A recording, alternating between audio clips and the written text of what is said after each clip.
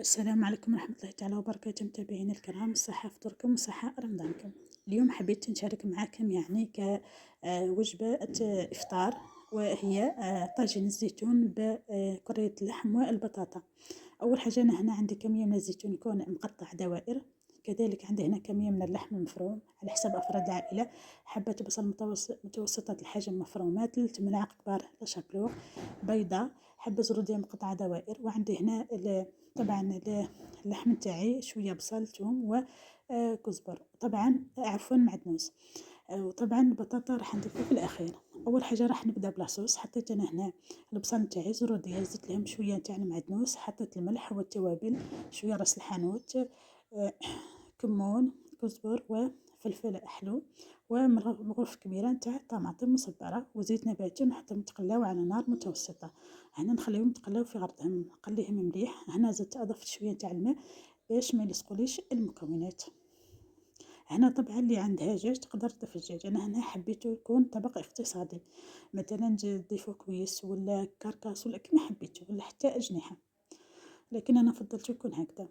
هنا نقلي مليح ومع التحريك باش ما تلصقليش.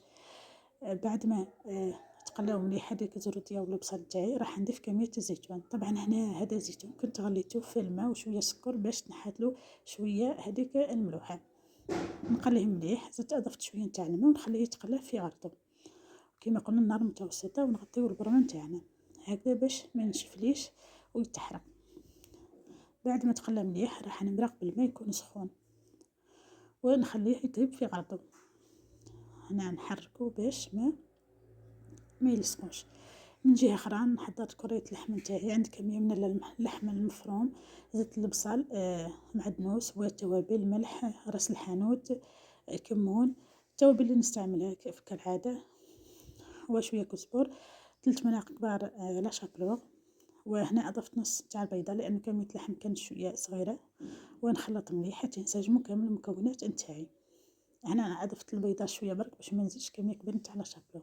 وهنا تقدروا تضيفوا في بلاصه لا شابلوغ تضيفوا الارز، لكم الاختيار. بعد نشكلهم هنا كريات الحجم اللي حبيتو. هنا ندهن شويه يدي بشويه تاع الماء باش ما يلصقوليش، وتسهل عليا عمليه تكوير هاد اللحم. نكمل كامل الكميه نتاعي، نشكلهم كريات ونرمدهم في الفرينه، وبعد نحطهم يقلاو. انا نرمدهم مليح. شوفوا بعد ما رمدتهم وحطيتهم يتقلاو، طبعا كانت المقلاة فيها الزيت يسخن، كي سخن حطيت هذوك الكريات، يعني هنا نحمرهم يعني باش ياخذوا هذيك التحميره. هنا من احسن نحمرهم مليح.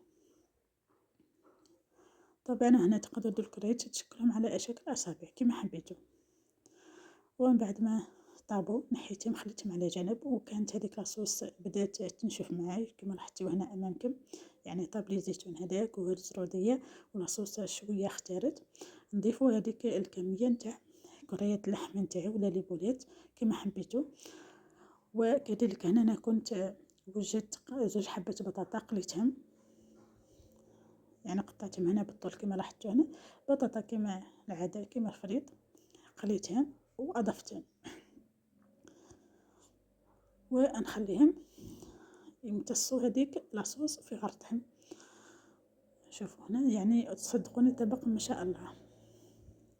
هنا نخليه نقصوا للنار ونخليو الطبق نتاعنا ينشف في غرضه ويطيب. وهنا بعد ما طاب شوفوا زدت اضفت هنا شويه تاع المعدنوس، هنا تقدروا تستغنوا عليه، لكم الاختيار.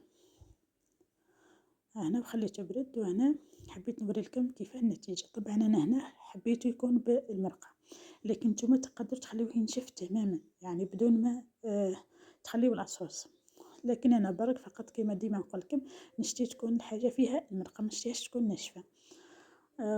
صدقوني جا طبق بزاف بنين وجد اقتصادي وبزاف خفيف. جربوه وخليو لي رايكم في التعليقات، وما تنساوش البنات تدعموني بجمع ابوني القناه. ونقول لكم صحه فطوركم وصحه رمضانكم، وسلام الى فيديوهات قادمه ان شاء الله.